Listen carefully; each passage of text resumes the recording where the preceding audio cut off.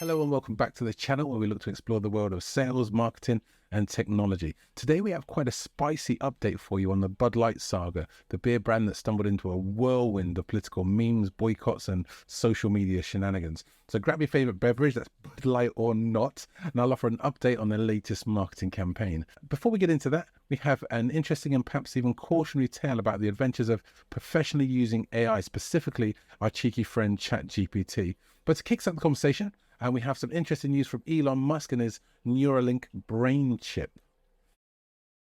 So our first stop takes us into the realm of Elon Musk's brainchild, Neuralink. So they just received the gold stamp of approval from the US Food and Drugs Administration, the FDA, to test their brain chip wizardry on humans. That's right, they want to link our brains to computers with a promise to potentially restore vision and mobility to the disabled.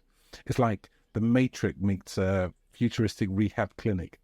Now, what exactly is Neuralink? Well, let me unravel the mysterious veil surrounding Neuralink for you. So I'd ask you to imagine it as a quirky company with impressive sounding potential. They're on a mission to revolutionize the world of human limitations. Their secret weapon, microchips, that are like little techno superheroes that have the power to tackle paralysis and blindness and even granting disabled the power to conquer computers and mobile technology.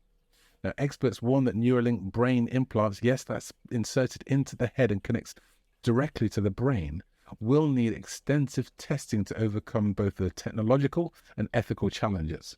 Mr. Musk even suggests that technology could save us from being replaced by AI. While being connected to AI may be an attractive option for some, unfortunately, AI has also created a legal trouble for others. Reports are in on unprecedented circumstances that has lawyers scratching their heads. Imagine this situation, if you will.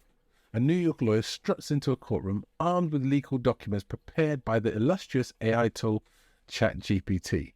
Now, rumor has it that his office, in all its brilliance, decided to hitch its legal wagon to this widely popular system, but hold on tight to your powdered wigs because the plot thickens.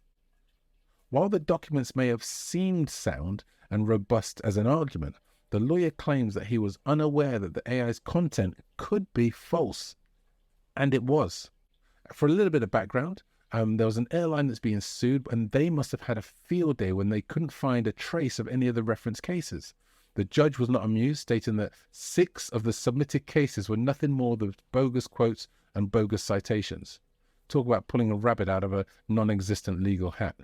It's reported that the lawyer now regrets relying on ChatGPT and promises to never use AI to supplement his legal research without absolute verification of its authenticity. As more companies are producing these language models and they're becoming more and more available, I think that this story should serve as a reminder that even the most advanced AI can't replace good old-fashioned human brain. Well, not yet. Technology unchecked may damage your personal or professional brand. And while we're speaking of technology and damage to brands, our final story looks at how social media has helped orchestrate strategic boycotts right throughout America, with the Bud Light beer brand being hit the hardest. So let's explore what they're doing to try and win back their customers. So as I'm sure you're aware, Bud Light, the famous beer brand, has found itself in hot water after partnering with trans influencer. Now, the online backlash was so intense that Bud Light decided to take a break from social media. But fear not, because they're back with a vengeance and they've got new allies by their side. Yes, it's the iconic Harley Davidson. So in their latest ad, Bud Light went for a very man's man scenario, set in a moody workshop and adorned with an attractive motorbike, a sweat-drenched craftsman, and of course, it all culminates with a limited edition can of Bud Light featuring the Harley Davidson logo. The level of masculinity that even Chuck Norris would be proud of. I think from a marketing perspective, and regardless of where you stand in the political divide, let's appreciate the aesthetics of the ad. It's visually pleasing, the can is attractive, and strategically, it's a nice PR move for Bud Light. But there's something more here that I think that meets the eye. See, the advert seems to be quite simple in its wording, but let's not forget the unspoken message kind of that's hidden beneath the clinking beer bottles and roaring engines. Bud Light seems to have surrendered to the pressure and returned to its previous advertising style.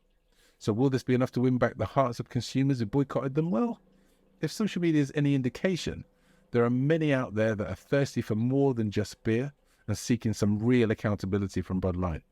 Now with US brands of both Target and Bud Light and under boycott, and reports of both companies each losing over $10 billion.